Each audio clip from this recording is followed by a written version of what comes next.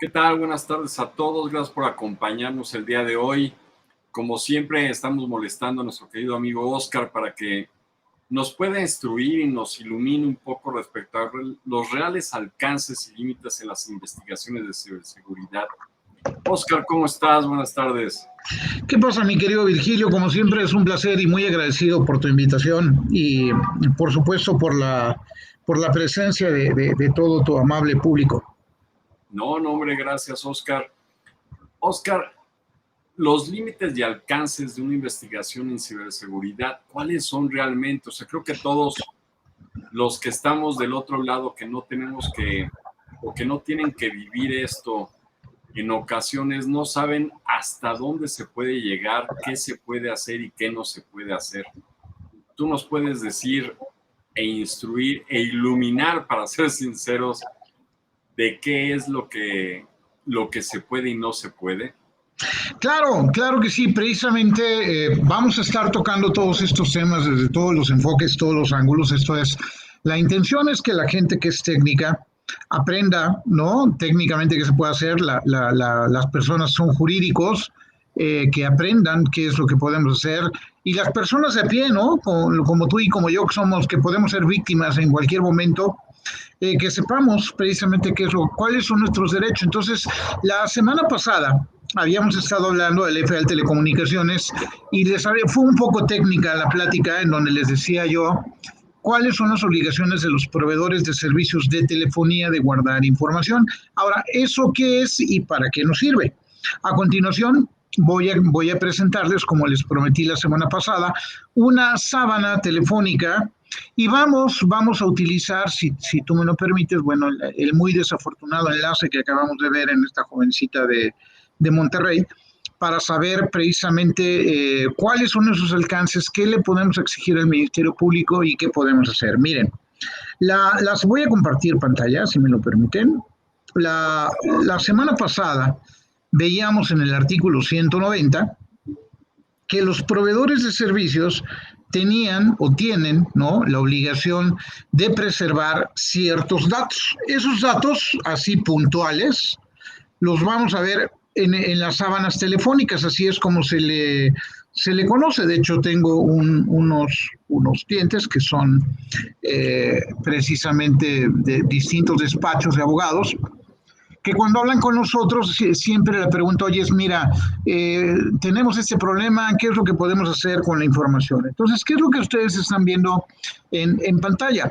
Lo que ustedes están viendo en pantalla es una sábana telefónica, no es tan importante de qué compañía es, porque todas las compañías tienen la obligación de guardar la misma información, ¿no? A veces nos dan un poco más, pero nunca nos dan menos, ¿no? En donde veíamos la semana pasada que dentro de los datos que estas empresas tienen que guardar forzosamente, ¿durante cuánto tiempo? Eso es lo importante, mi querido amigo. ¿Durante cuánto tiempo tienen la obligación de guardar esta información y de proveerla al Ministerio Público a petición de un juez en un plazo no mayor de 24 horas, que era lo que veíamos la semana pasada? Digamos que la semana pasada vimos la teoría y hoy vamos a ver la práctica, ¿no? Esto que estamos viendo, qué tipo de llamada, si es llamada entrante, si es llamada saliente, si son datos, ¿no? En el caso de la sábana que le estoy presentando, no hay datos, pero si el usuario hubiera utilizado sus datos para ver WhatsApp o para navegar en Internet, aquí estaríamos viendo la utilización precisamente de estos datos. Estamos viendo cuál es el número origen, cuál es el número destino, y aquí vienen los datos que son realmente trascendentales dependiendo de lo que estemos buscando, que son las fechas, la hora, la duración y la geolocalización. Ahí están ustedes viendo un datito que dice el identificador de la celda, latitud, longitud, azimut, ¿no? Eso es muy importante. No es la geolocalización del teléfono celular, es la geolocalización de la antena, ¿no? Que le brindó el teléfono o las antenas que le brindaron el servicio a ese teléfono celular. Cuando esto hacemos el encuadre con las llamadas telefónicas, las fechas y las horas, entonces podemos identificar, ¿no?, zonalmente dónde estuvo la persona. Por ejemplo, yo tengo casos en donde tenemos el Ministerio Público o el abogado defensor, dependiendo de qué lado sea, solicita la extracción del teléfono celular. Esa extracción del teléfono celular me va a decir qué llamadas se hicieron o qué llamadas no se hicieron, pero inmediatamente ustedes van a preguntarse, bueno, pero esas llamadas a lo mejor yo las puedo borrar. Desafortunadamente en un teléfono celular no siempre es posible recuperar información eliminada. Ya de esto platicaremos en algunos capítulos posteriores, ¿no? Entonces, ¿qué es lo que tenemos para validar efectivamente si ese teléfono realizó una llamada telefónica o no? Precisamente lo que ustedes están viendo en pantalla, la sábana telefónica. ¿Por qué? Porque la sábana telefónica es el registro que el proveedor de servicios de telefonía almacena, ¿no? Para precisamente que nosotros podamos comprobar esto. La única forma de solicitarlo es a través de una denuncia, a través del Ministerio Público, y el Ministerio Público a su vez la solicita a través de un juez de control. Entonces, ¿qué quiero decir? Lo que quiero decir es que esta información únicamente se le provee al Ministerio Público que esté realizando una investigación de un delito. Entonces, como yo les venía mencionando, esto existe en nuestro país desde hace muchísimos años, ¿no? En donde esto nos permite, primero, salvar vidas, especialmente de la gente secuestrada, de la gente desaparecida, ¿no? Y después, por supuesto, meter a los delincuentes a la cárcel. ¿Por qué? Porque el delincuente lo que va a hacer, hay tres modus operandi, ¿no? Les platicábamos la semana pasada en relación al tema, que hay algunos de ellos que están más interesados en robar nuestro teléfono que en nuestra cartera. ¿Por qué? Porque estos teléfonos le tiran la tarjeta SIM, que es la que trae asociada el número telefónico, le ponen otra tarjeta SIM, y entonces empiezan a extorsionar vía telefónica. Los que son más tontos, ¿no? Pues tiran los teléfonos y usan otro cada vez que hacen una llamada telefónica. Los son un poco menos tontos, ¿no? Lo que van a hacer es que van a apagar el teléfono celular y lo van a encender únicamente para hacer la extorsión o la amenaza. Esto no importa, al momento de que ellos lo encienden son geolocalizables y esta información va a quedar plasmada, como ustedes lo están viendo, en una sábana telefónica, que es como la que les estoy mostrando, y entonces así se puede identificar cuando estas latitudes y longitudes nosotros las ponemos en un mapa, entonces podemos identificar de manera bastante precisa el lugar por donde va precisamente este dispositivo, ¿no? Entonces, por ejemplo, en el caso como le digo, les platico de la muy lamentable historia de esta jovencita, ¿no? En donde desafortunadamente hoy ya se confirma que falleció, la encontraron precisamente en una cisterna ahí en Monterrey. Una de las formas precisamente de identificar el último lugar donde ella estuvo es precisamente a través de las sábanas telefónicas, y a través de las sábanas telefónicas también podemos ver con qué teléfono se comunicó, o sea, ¿cuáles son los alcances limitantes de una sábana telefónica? Muchísimos. El primero, podemos identificar el lugar zonal donde se encontraba ese teléfono en el momento que nos interesa. Y después podemos identificar cuáles fueron los últimos números a través de los cuales o con quién se comunicó, ¿no? Esto es importantísimo. ¿Por qué?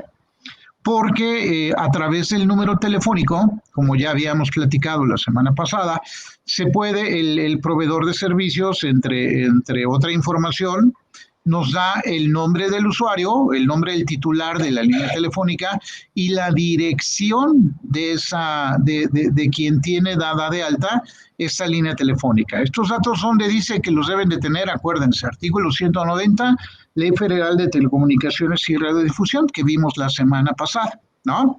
Entonces, esto es importantísimo. ¿Por qué? Porque vamos a suponer, no sé si es el caso, ¿no? Pero vamos a suponer lo que la jovencita se bajó en este lugar porque recibió la llamada o le llamó a alguien que la citó ahí. Vamos a suponerlo. Bueno, pues entonces nosotros estaríamos viendo cuál es el número al cual se comunicó, ¿no? En el horario precisamente que marcan todos los datos de prueba, ¿no? Todas los actos de investigación. Y entonces dar con otra posible línea de investigación que pudiera ser la última persona que estuvo en contacto con ella, con la finalidad de que dé explicaciones, y también podemos geolocalizar, porque vamos a suponer que de repente, pues, es el teléfono de algún amiguito, ¿no? Y que ese amiguito dice que vive en Guadalajara. Al momento que nosotros vemos la geolocalización del teléfono del amiguito de Guadalajara, pues nos va a decir si se encontraba en la misma zona del teléfono donde la jovencita se comunicó, poniendo un ejemplo, como ya lo mencioné, de forma ficticia, ¿no? De forma imaginaria. Entonces, esos son los alcances que tenemos en cuanto a la investigación, muy diferente a las investigaciones digitales. Acuérdense que les había dicho que cuando hablamos de investigaciones digitales, estas se llevan a cabo a través de direcciones IP, las cuales también ya mostramos la semana antepasada, si la memoria no me falla, que desafortunadamente no tenemos legislación que obligue a los proveedores de servicios a guardar esta información, que únicamente hay un acuerdo de cooperación con Telmex, ¿no? Que es la única que sabemos que guarda la información por un periodo de tiempo y que más o menos, y lo digo con mucha tristeza, más o menos coopera con la autoridad, pero no está legislado. Como no está legislado, Perdón que te interrumpa. De lo que estás comentando, creo que sería importante que todos conocieran un poco más de realmente si esto, cuánto tiempo puede tardar en una investigación. Pues, en el caso lamentable de la semana pasado, ¿cuánto le hubiera tomado el Ministerio Público, al juez y a la compañía telefónica darle información? De acuerdo a la ley, acuérdense que lo vimos, el plazo máximo es de 24 horas. Cuando son condiciones de vida, inclusive hay una excepción marcada por el Código Nacional de Procedimientos Penales, en donde el Ministerio Público se puede tomar la atribución de solicitar de manera directa al proveedor para, digamos, evitar pasos y tener la información más rápida y después dar una explicación al juez de por qué lo hizo. En casos de vida, incluso la información puede ser brindada en tiempo real. Entonces, estas son cosas que nosotros como gente de a pie tenemos que saber para saber qué exigir, porque muchas veces, miren, no quisiera yo decir que porque no quiere, ¿no? Lo voy a señalar así porque así lo quiero pensar, ¿no? Más bien porque no sabe, ¿no? De repente, bueno, pues podemos llegar con la autoridad equivocada, ¿no? Y entonces la autoridad no sabe eso y entonces se complican las cosas. Bueno, pues nosotros le tendremos entonces que exigir que haga su trabajo. ¿Cuál es el fundamento? Por eso lo repito varias veces, artículo 190, Ley Federal de Telecomunicaciones y Radiodifusión, ¿no? Y esta excepción de solicitar la información en tiempo real y de forma inmediata, la van a identificar en el Código Nacional de Procedimientos Penales. Entonces, bajo estas condiciones de vida, esta información no debe tardar más allá de 24 horas, ¿no? Y bajo la sospecha de riesgo de vida, inclusive de forma inmediata. Los proveedores de servicios, como lo señala la ley, tienen que tener grupos 24/7, esto es todos las horas y los días de la semana, disponibles para poder auxiliar a las peticiones del Ministerio Público. Pero son cosas que necesitamos saber, porque al final del día, bueno, pues yo soy de a pie, pues yo llego con el Ministerio Público y me empiezas, uy, no, pues eso está re difícil y pues se va a tardar, ¿eh? No, espérame tantito, no se tiene por qué tardar, ¿no? Y si se tarda, incluso hay una sanción para el Ministerio Público, inclusive pues puede ser deshabilitado, inclusive perder el empleo y caer en una condición penal, ¿no? Que es el entorpecimiento de una investigación. ¿Sí contesté o no contesté? Sí. Perdón, estamos viendo últimamente, no solo con los feminicidios, los asuntos de los reporteros asesinados, los secuestros. ¿Qué podrías, en tu experiencia en este aspecto, recomendar a los que nos escuchan? ¿Qué deben de hacer al momento de pedir el auxilio y el apoyo de la autoridad para que esto realmente dé el resultado que debe de dar? Fíjate que tu pregunta es muy importante. Déjame, voy a conectar los audífonos ahorita mejor. Tu pregunta es muy importante porque no sé si lo recuerdan, pero yo les enseñé la semana pasada, les dije, acuérdense que se los dejé de tarea, y les dejo de tarea que le echen una leída al 190, ¿no?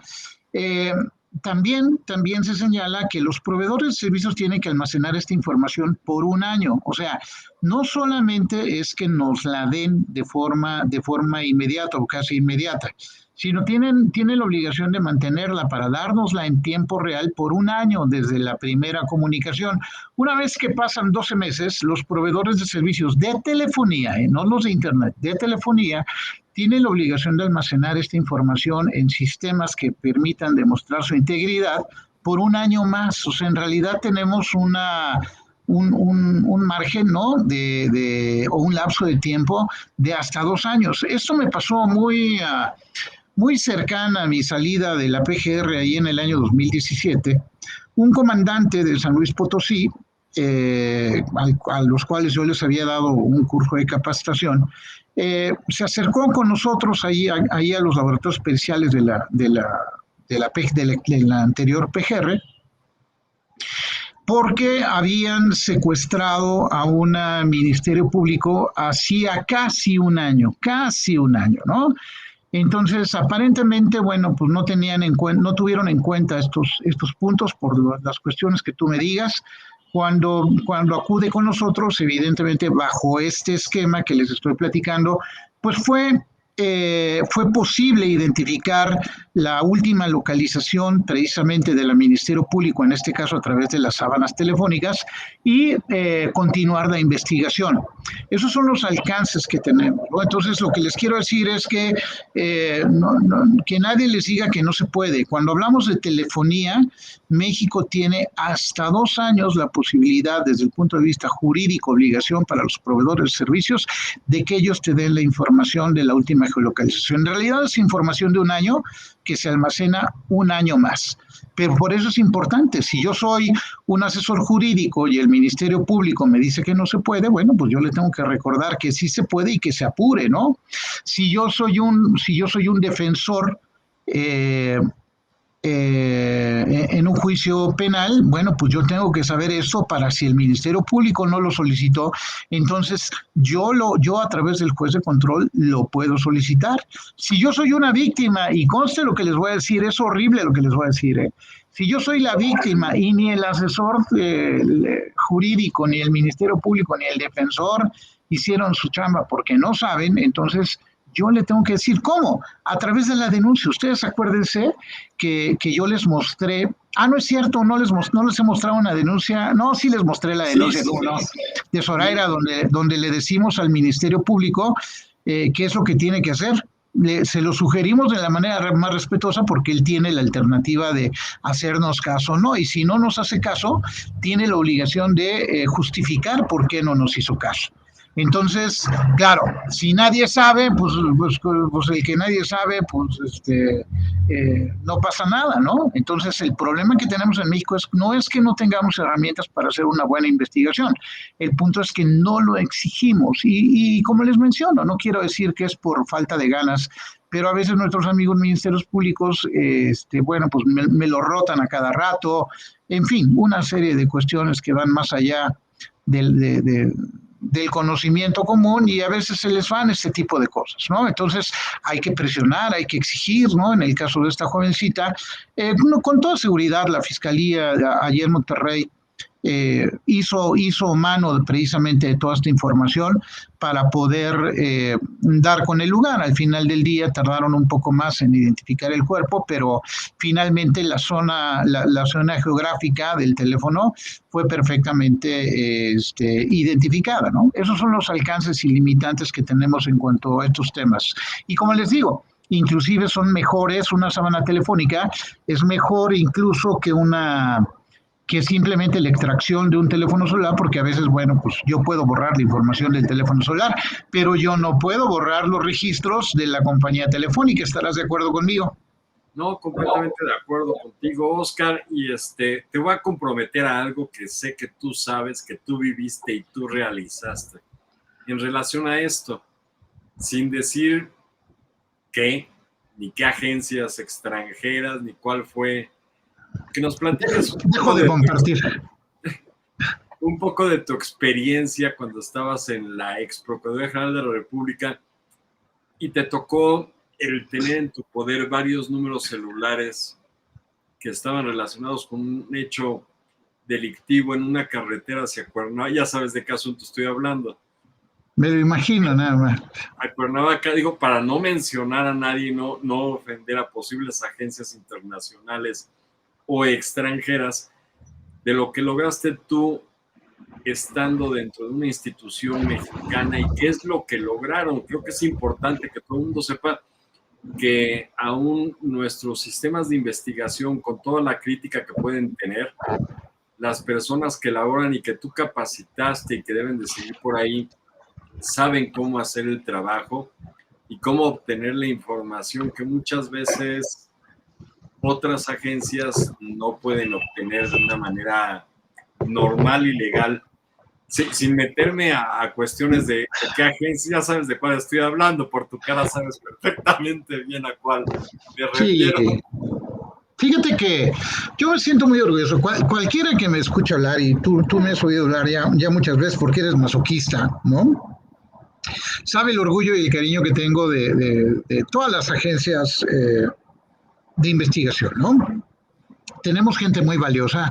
Por supuesto que hay frijolitos también, pero tenemos gente muy valiosa y lo que tú mencionas es correcto. A veces pensamos que en México no podemos o que tenemos algún grado de inferioridad o no lo sé.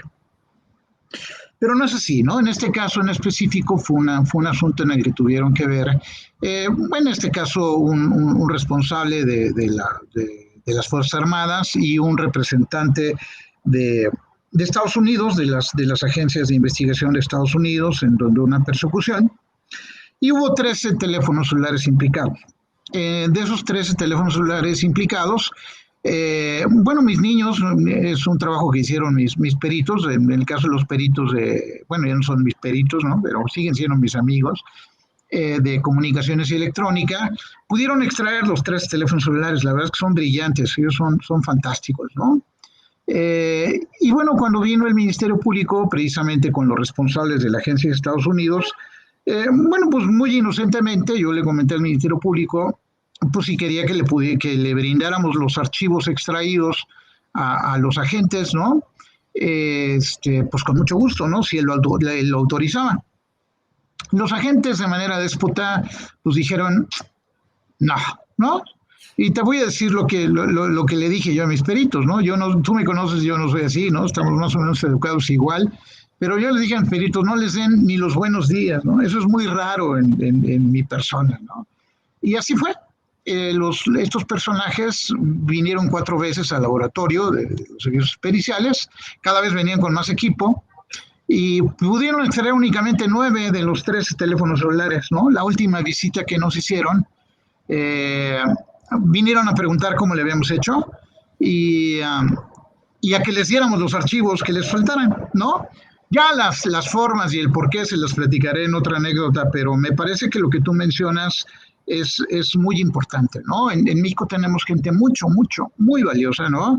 Que, bueno, pues evidentemente hoy las circunstancias económicas en general de todas las instituciones es muy precaria y para que tú puedas mantener ese nivel que llegamos a tener en aquel momento, pues requieres la capacitación constante, actualizaciones, etcétera. Pero la gente ahí está, yo puedo meter la mano al fuego, no te digo por el 100%, pero sí te digo por el 97%, 95% de todos ellos, que son fantásticos y muy comprometidos, ¿no? Pero a eso hay que sumarle que ellos no pueden hacer nada si nosotros no iniciamos con la denuncia. Esto es, con una denuncia adecuada que señale qué es lo que se debe hacer, cómo se debe hacer. Pero mira, estamos llegando, ya me volví a pasar, porque conmigo la bronca es callarme, ¿no? Entonces, mira, les quedo a deber. ¿Qué les quedo a deber? Las investigaciones digitales. Vamos a hablar la próxima semana. Me comprometo a enseñarles en el Código Penal Federal, especialmente lo que se relaciona con el grooming, o el mal llamado grooming, que es la acción de un adulto que se hace pasar por un menor para obtener beneficios sexuales de los niños.